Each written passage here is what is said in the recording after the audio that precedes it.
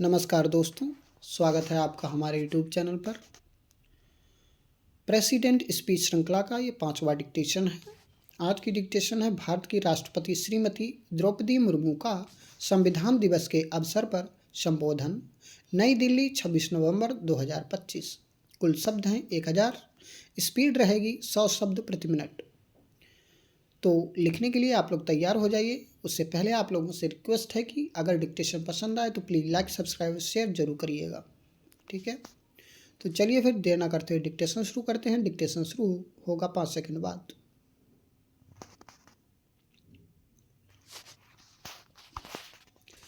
Start. संविधान दिवस के अवसर पर मैं सभी देशवासियों को भारत के संवैधानिक लोकतंत्र की अद्वितीय सफलता पर हार्दिक बधाई देती हूँ। आज के दिन मैं उन संविधान निर्माताओं को सादर नमन करती हूँ जिन्होंने विश्व इतिहास के सबसे विशाल लोकतंत्र के सबसे बड़े लिखित संविधान को स्वरूप दिया। कार्यपालिका, विधायिका एवं न्यायपालिका ने संविधान के आदर्शों का पालन और मर्यादाओं का निर्वहन किया है। इसके लिए मैं इन तीनों स्तंभों से जुड़े लोगों की सराहना करती हूँ। संविधान निर्माण में बाबा साहब भीमराव अंबेडकर के अतुलनीय योगदान के प्रति सम्मान प्रकट करने के उद्देश्य से वर्ष 2015 में उनकी 125वीं जयंती के वर्ष में 26 नवंबर को प्रतिवर्ष संविधान दिवस के रूप में मनाने का निर्णय लिया गया। बाबा साहब अंबेडकर ने केवल वंचित वर्गों के उत्थान के लिए नहीं बल्कि राष्ट्र के समग्र स्वरूप और विकास को ध्यान में रखकर कार्य किया। संविधान सभा में उनके गंभीर वक्तव्यों से उनका बहुआयामी योगदान स्पष्ट होता है।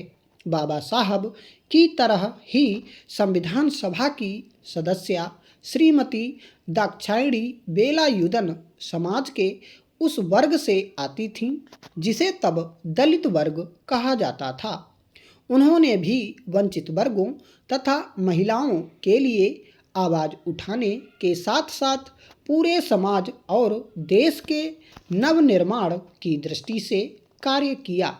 संविधान सभा में अपने एक संबोधन के दौरान उन्होंने कहा था, संविधान सभा केवल संविधान ही नहीं बनाती बल्कि लोगों को जीवन की नई रूपरेखा भी प्रदान करती है।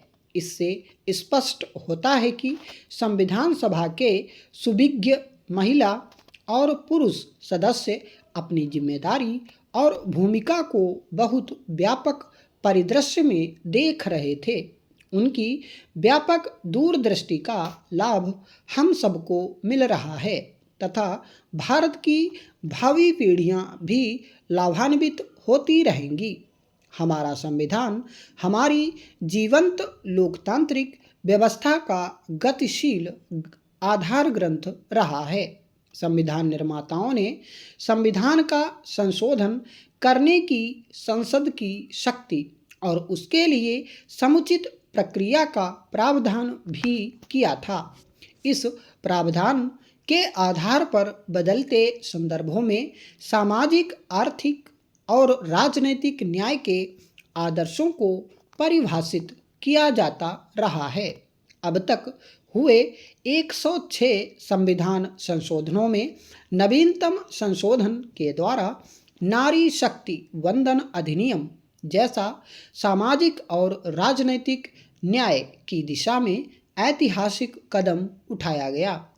यह अधिनियम संविधान सभा की उन 15 महिला सदस्यों के प्रति सच्ची श्रद्धांजलि भी है जिन्होंने हमारी संसदीय प्रणाली में महिला सशक्तिकरण का सूत्रपात किया था।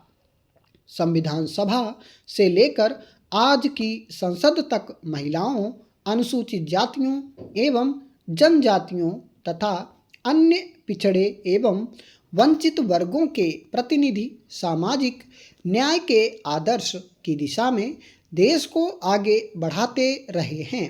अनुसूचित और जनजाति के क्षेत्रों से जुड़े अध्याय हमारे संविधान की समावेशी और परिवर्तनकारी क्षमता के उल्लेखनीय उदाहरण हैं। संविधान के अनुरूप हमारे संवैधानिक संस्थानों में लोकतंत्र के विभिन्न स्वर सुनाई देते हैं। यह हमारी संवैधानिक व्यवस्था की बहुत बड़ी सफलता है। देवियों और सज्जनों, यह हमारे लिए राष्ट्रीय गौरव का विषय है कि हमारे देश की सामान्य जनता से लेकर विशेषज्ञों तक संविधान में सबकी आस्था दृढ़ से दृढ़तर होती गई है। इस विषय पर संविधान में क्या कहा गया है, इस प्रश्न का उत्तर किसी कार्य अथवा व्यवस्था के उचित होने की कसौटी बन गया है। भारत का संविधान हमारा राष्ट्रीय ग्रंथ है। संविधान के मूल्यों के अनुसार संस्थाओं और व्यक्तिगत जीवन को संचालित करना हमारा राष्ट्रीय धर्म है। हमारे संविधान निर्माताओं ने राष्ट्र सर्वोपरि की भावना से संविधान सभा में विमर्श किया और अनुच्छेदों को अंतिम स्वरूप दिया। गंभीर चुनौतियों के बीच देश की एकता को स्थायी संवैधानिक आधार प्रदान करना हमारे संविधान निर्माताओं की प्राथमिकता थी। सरदार वल्लभ भाई पटेल ने हमारे राष्ट्र को वर्तमान स्वरूप प्रदान करने के साथ साथ संविधान के निर्माण में अग्रणी भूमिका निभाई। संविधान निर्माण में जन सामान्य की भागीदारी से हमारे लोकतंत्र के आधार ग्रंथ के प्रति लोगों में और अधिक आस्था बनी। जैसा कि सभी जानते हैं, वर्ष 1949 में आज ही के दिन यानी 26 नवंबर को संविधान सभा के सदस्यों ने भारत के लोगों के प्रतिनिधि के रूप में हमारे संविधान को अपनाया। उस दिन संविधान सभा के अध्यक्ष के रूप में डॉक्टर राजेंद्र प्रसाद ने संविधान निर्माण प्रक्रिया में सामान्य जनता की गहरी रुचि को रेखांकित किया था। अपने संबोधन में उन्होंने कहा था कि संविधान सभा की बैठकों के दौरान 53,000 लोगों ने चर्चाओं को सुना। संविधान सभा की बैठकें 11 सत्रों में संपन्न हुई थीं। उनमें हो रही चर्चाओं पर समाचार पत्रों में विस्तृत विवरण और वाद विवाद छपते थे। जनता से भी राय मांगी गई थी। लोगों ने सुझाव के हजारों पत्र भेजे थे। संविधान सभा में देश के प्रत्येक भौगोलिक क्षेत्र और सामाजिक वर्ग के प्रतिनिधि विद्यमान थे। मुझे इस बात की प्रसन्नता है कि नए राष्ट्रीय लक्ष्यों को प्राप्त करने के लिए समावेश और जन भागीदारी पर विशेष बल दिया जा रहा है। एक कानूनी दस्तावेज होने के बावजूद जन भागीदारी और व्यापक प्रतिनिधित्व के बल पर हमारा संविधान जनता का संदर्भ ग्रंथ बन गया। आने वाली पीढ़ियां संविधान के साथ जुड़ाव महसूस करती रहें, इसके लिए बच्चों को संविधान के बारे में रोचक जानकारी दी जानी चाहिए।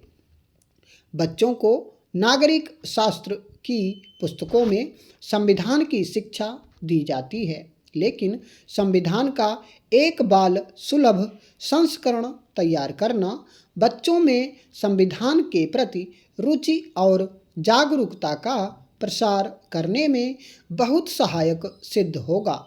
संविधान विशेषज्ञों तथा विभिन्न भारतीय भाषाओं में बाल साहित्य के रचनाकारों के संयुक्त प्रयास से यह कार्य किया जा सकता है। जिस अवस्था में बच्चे की जीवन दृष्टि का विकास हो रहा होता है, उसी अवस्था में संवैधानिक आदर्शों और कर्तव्यों को आत्मसात करने से एक अच्छे नागरिक का व्यक्तित्व निर्माण हो सकेगा। देवियों और सज्जनों, हमारा संविधान विश्व इतिहास के सबसे बड़े गणराज्य का स्रोत है। यह विविधता में एकता का स्रोत है। यह विषमताओं की पृष्ठभूमि में स्थापित की गई समता का स्रोत है। यह विश्व की सबसे बड़ी लोकतांत्रिक व्यवस्था में शांतिपूर्ण सामाजिक, आर्थिक और राजनैतिक क्रांति का स्रोत है। यह व्यक्ति की गरिमा और हमारी राष्ट्रीय एकता को सुनिश्चित करने का स्रोत है। यह हमारी बहुस्तरीय एवं बहुआयामी शासन व्यवस्था का स्रोत है। यह निरंतरता के साथ परिवर्तन का स्रोत है। संविधान के अनुसार राज्य को यह सुनिश्चित करना है कि हमारी न्याय व्यवस्था सबको समान अवसर के आधार पर न्याय सुलभ कराए। स्टॉप। तो दोस्तों, काफ़ी अच्छे लेवल का मैटर है, ठीक है। इसको अगर एक बार में ना लिख पाएँ तो दूसरी बार लिखने की जरूर कोशिश करिए, ठीक है। और डिक्टेशन पसंद आए तो लाइक, सब्सक्राइब, शेयर जरूर करिएगा।